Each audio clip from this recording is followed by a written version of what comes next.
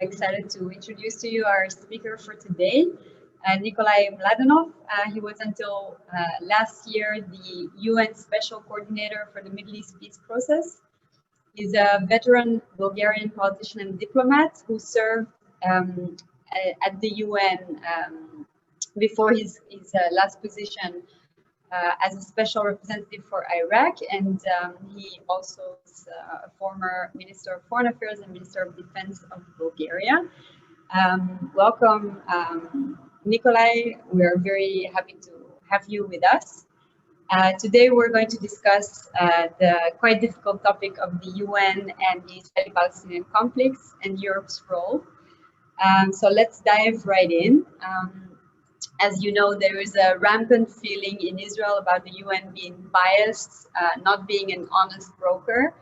And I'm curious to hear from you. How do you see that? And if you have any ideas of what needs to be done to change this perspective or perception.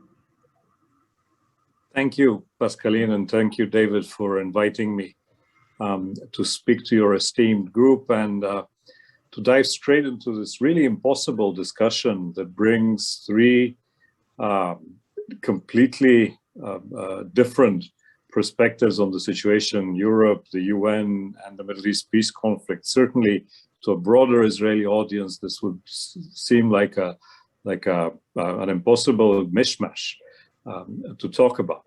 But I will answer your question pretty much directly from the very beginning. Yes, Israel has reasons to feel that the UN is biased, and these reasons are well-founded. Many of them relate to the fact that the politics within the UN reflect the different positions of countries around the world that have traditionally held very stale and continue to have very stale views of how to deal with the Middle East peace process and with Israeli-Palestinian conflict. So there is really a great effort that needs to be undertaken throughout the United Nations to change those views and to really reflect the reality on the ground. And the reality on the ground is that, for better or for worse, not the Israeli, not the Palestinian side is ready for a meaningful negotiation that would lead to a sustainable solution to the conflict. Sadly, many countries around the world still continue to use or to put forward their views of the conflict based on talking points that are quite outdated and that really don't reflect or show an understanding of what people face on the ground.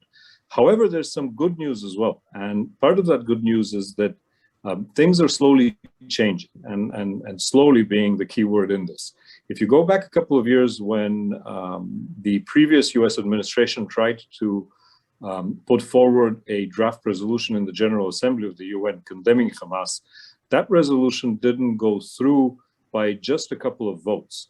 And that was a very important signal that countries around the world slowly, again, I say very slowly, are beginning to understand some of the challenges that Israel is facing on the ground and some of the difficulties that everyone faces when they need to talk about the Israeli-Palestinian conflict. It is not a conflict that is black and white.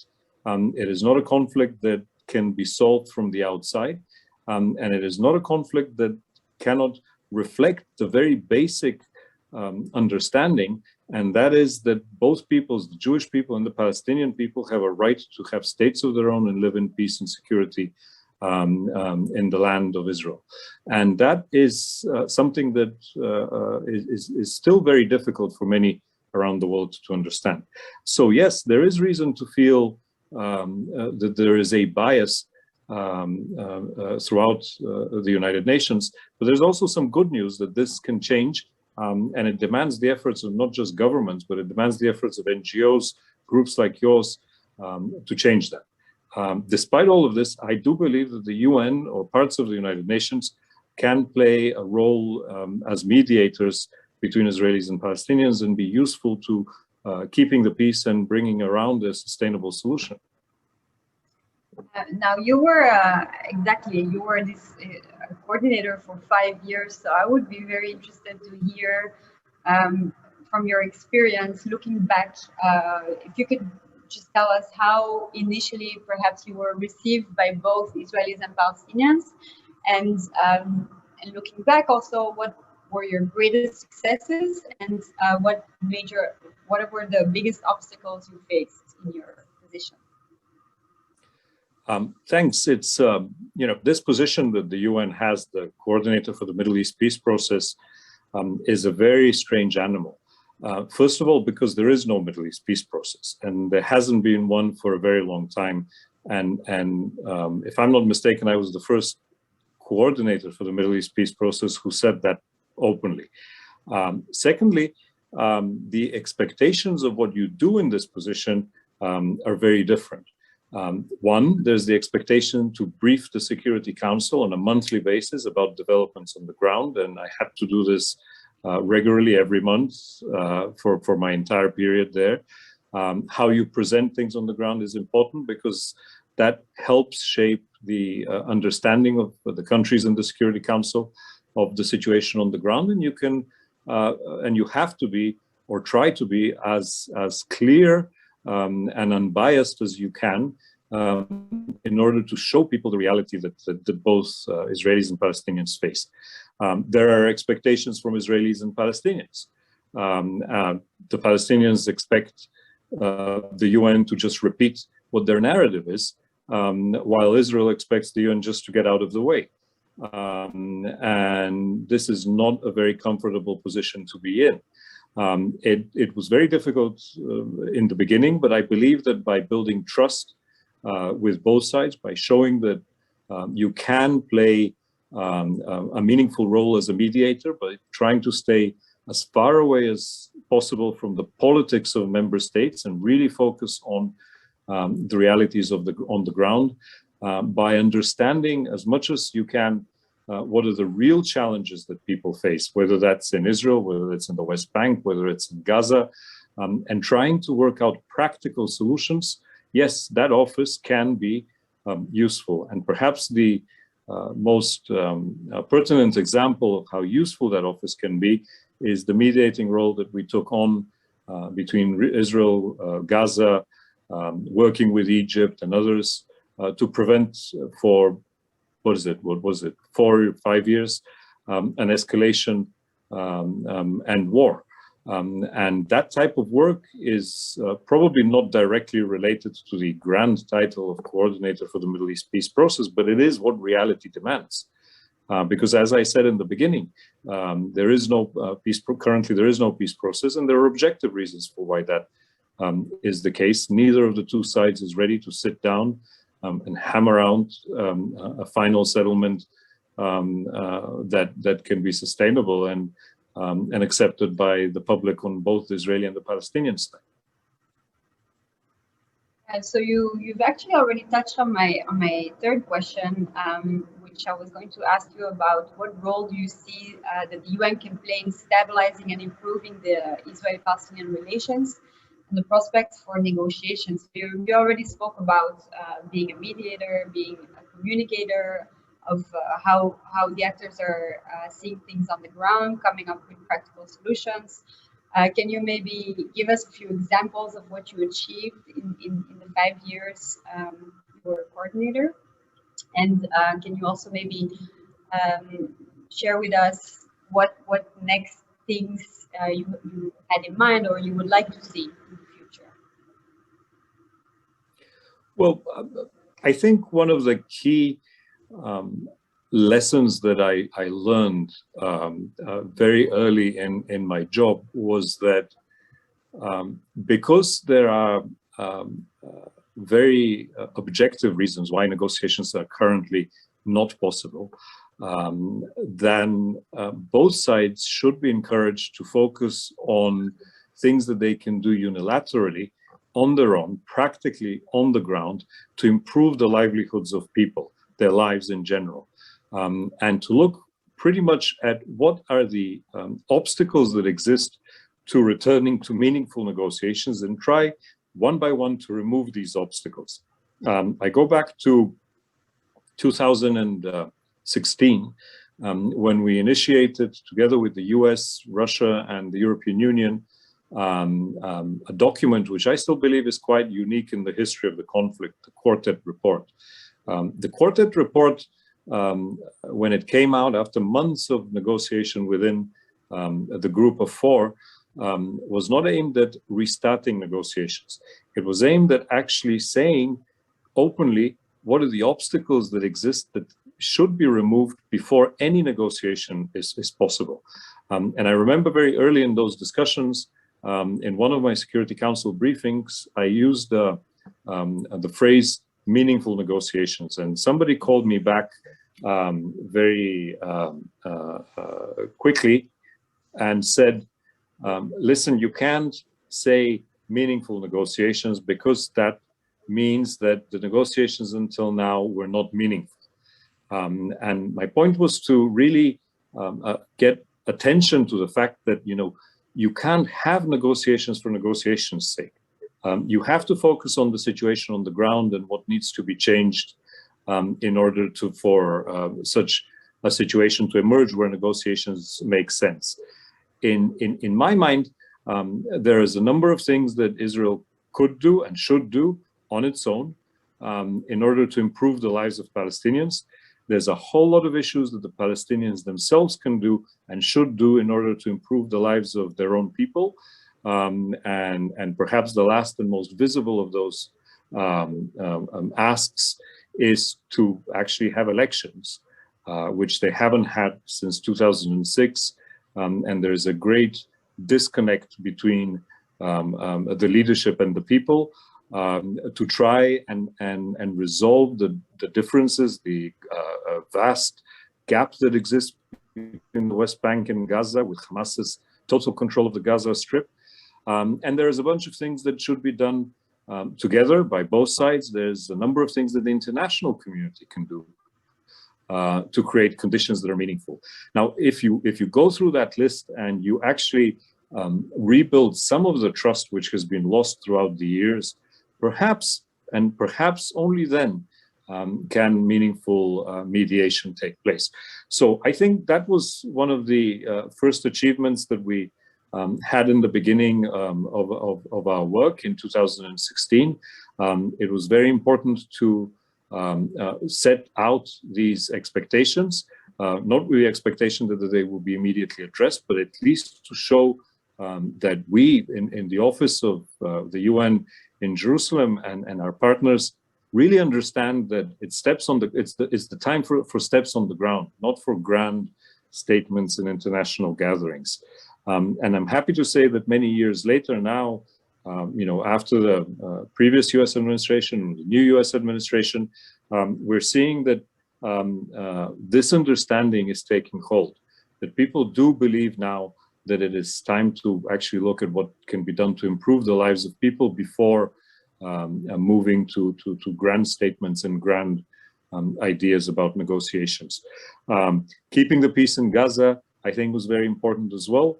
And obviously engaging with the region. And I think engaging with the region, perhaps in the long run, is one of the keys to stability for Israel, for the Palestinians, and a resolution to the conflict.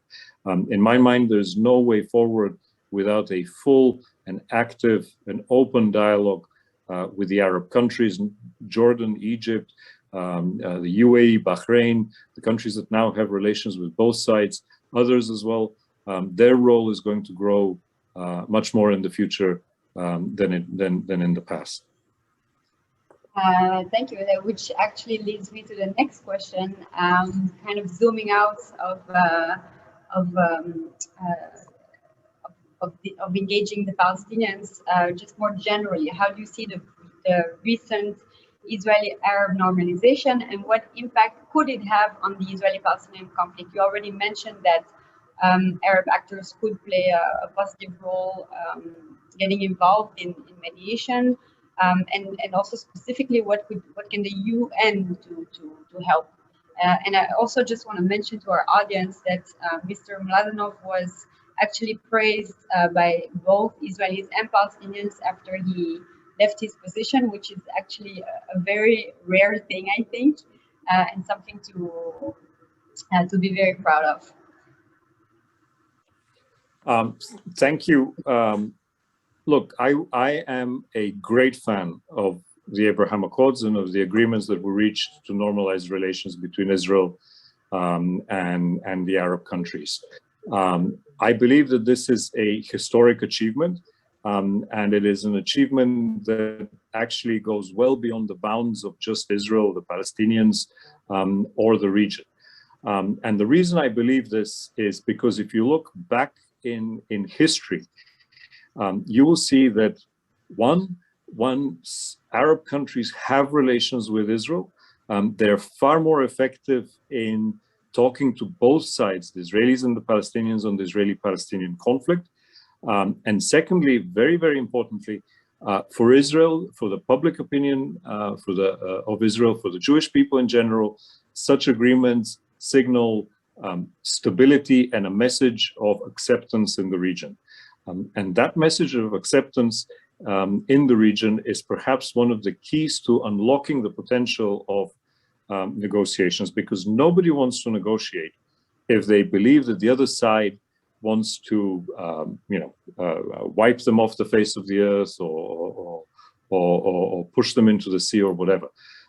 So these agreements, the more of these agreements that exist, the better for peace in the region and also for the Israeli-Palestinian conflict.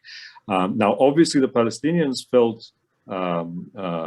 very betrayed by these agreements. I think they were wrong in those feelings. I think, in fact, over time, they should learn how to put forward their case better to many of their Arab friends, particularly the countries that now have relations with both sides. And to put forward practical proposals of how they can be supported. It may be very satisfying to go to international conferences and to speak a language that makes you feel good. But if the reality on the ground for your people doesn't change, those international conferences are really no good for the broader goal of peace.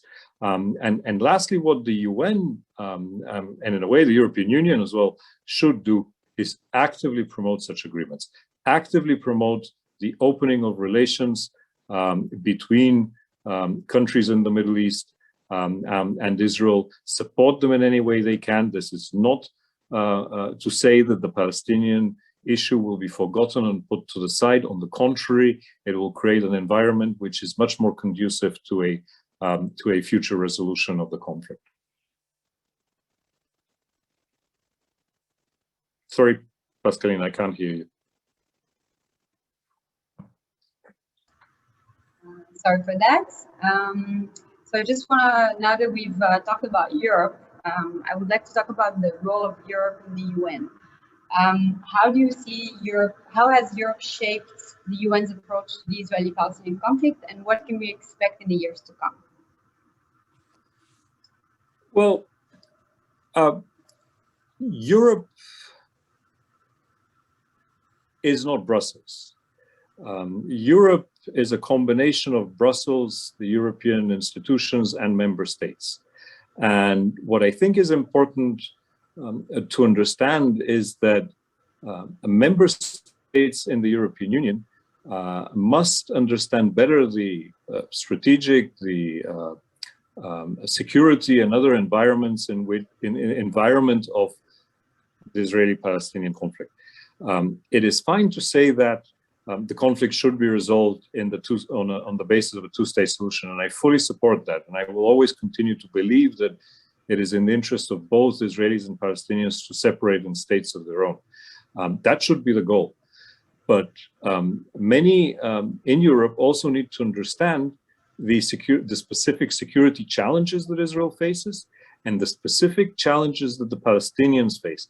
Because until Hamas controls Gaza and fully controls everything in Gaza, with lots and lots of weapons and armed groups around them, and until Palestinians themselves are not able to have democratic elections in which to elect their own leaders, to just say that negotiations are the goal becomes a little bit of wishful thinking.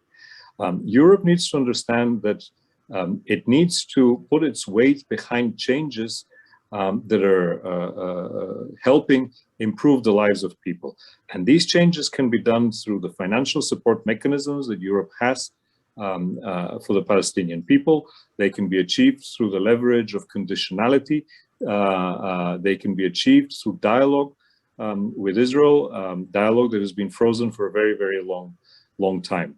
The good news again is that now there is a growing understanding in Europe about the specific challenges that the Middle East and at least that part of the Middle East presents, and that is good.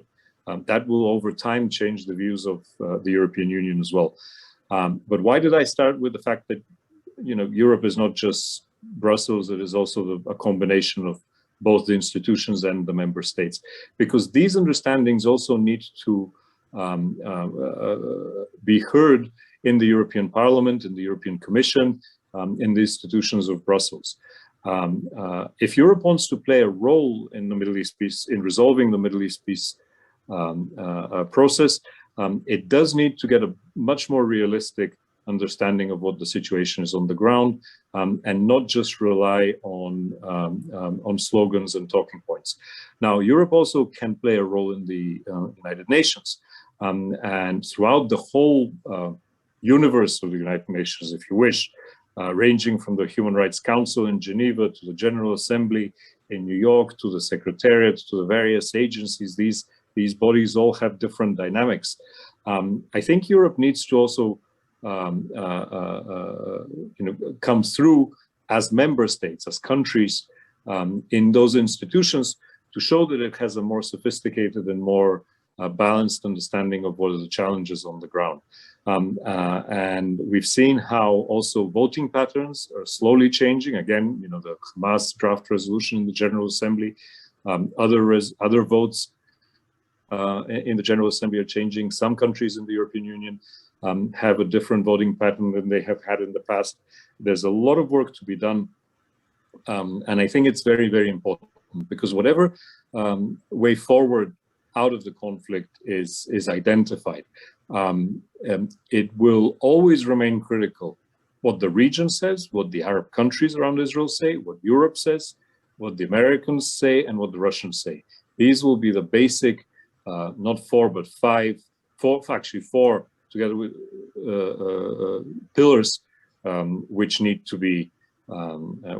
be engaged and addressed in any future resolution.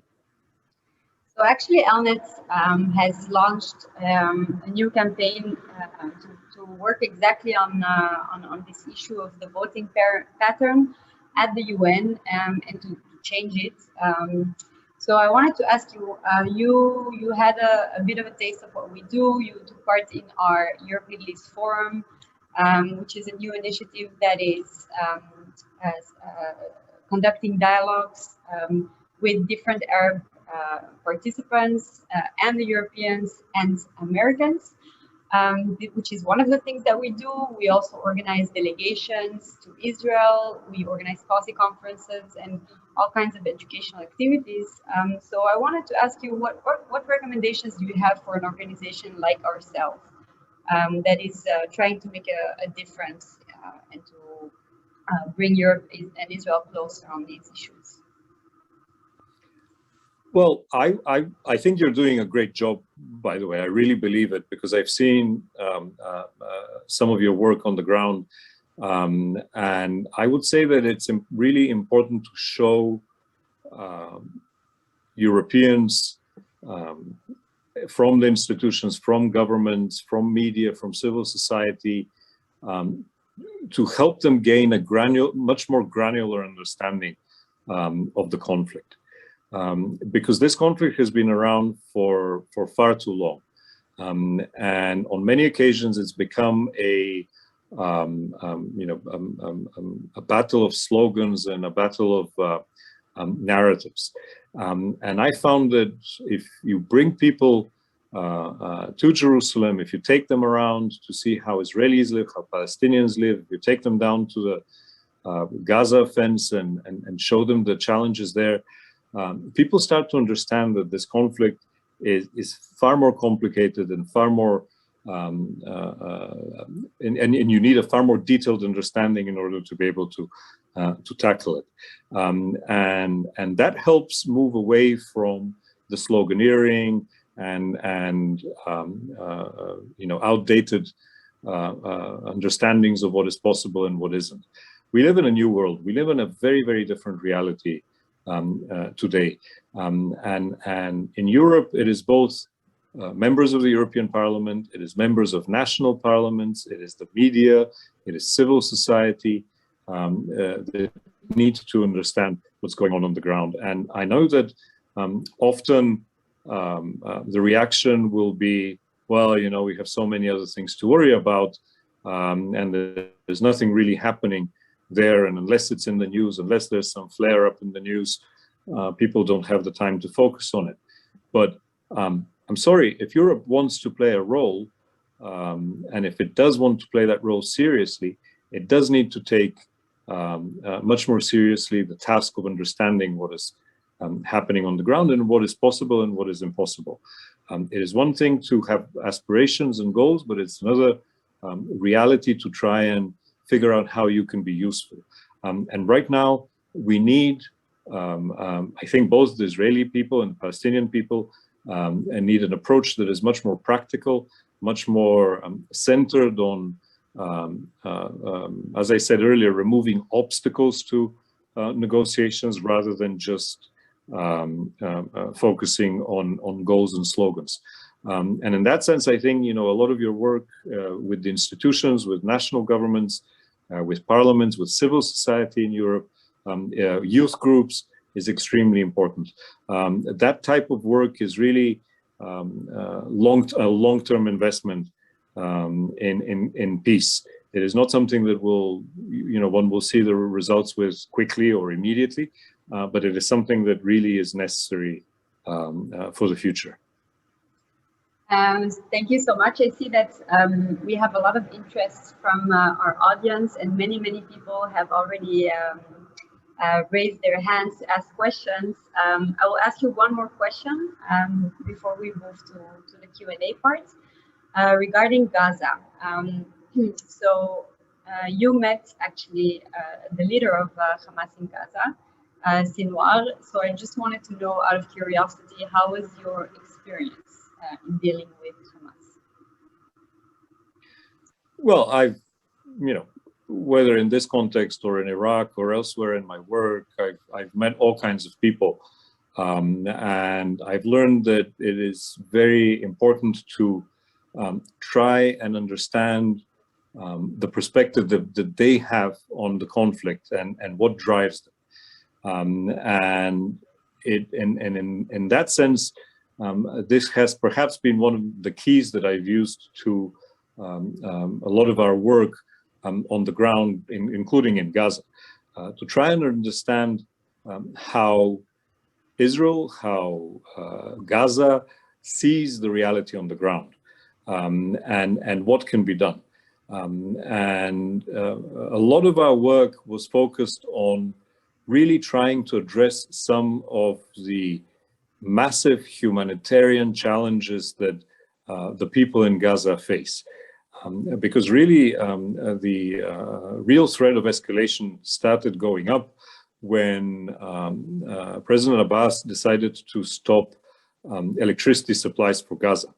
And then, whoever is responsible for 2 million people, it doesn't matter if you're Hamas or someone else, but the people running Gaza are responsible for the lives, whether like it or not, of 2 million people, suddenly had to face a reality in which people had less than 4 hours of electricity per day. Unemployment was going through the roof. So a lot of the social indicators that we were watching were rapidly deteriorating. And I know from experience, and this isn't rocket science, that as soon as social indicators start deteriorating, particularly in a closed, locked environment that Gaza is, the threat to security rises very quickly. And I believe that we were able, in our discussions with Gaza, address some of those concerns that people have, and reduce the risk of escalation by helping resolve some of the humanitarian challenges. Over a couple of years, the UN was able to create temporary jobs for about 30,000 people, was able to deliver fuel to the Gaza power station to produce electricity for 2 million people. And against this, we were able to achieve a commitment to not escalate the situation on the ground, and in fact to de-escalate on a number of occasions tensions. Now it was and it remains, as we know, a very precarious environment, but again, it was something that was necessary to do in the interests of both Israel and Palestinians in Gaza. So to try and again answer your question, I think my lesson in my interaction with people in Gaza as elsewhere was really try and see how they see the world, what are the problems that they have to deal with on a daily basis, and find a useful mechanism through which to address these problems as much as you can in the interests of peace. Sadly, we weren't able to find a long-term resolution to the conflict around Gaza, and that was really not in our hands. It depended on many other political dynamics, including internal Palestinian politics, and very, very unfortunately, we saw how earlier this year the situation escalated again into the most serious crisis that we've had since 2014.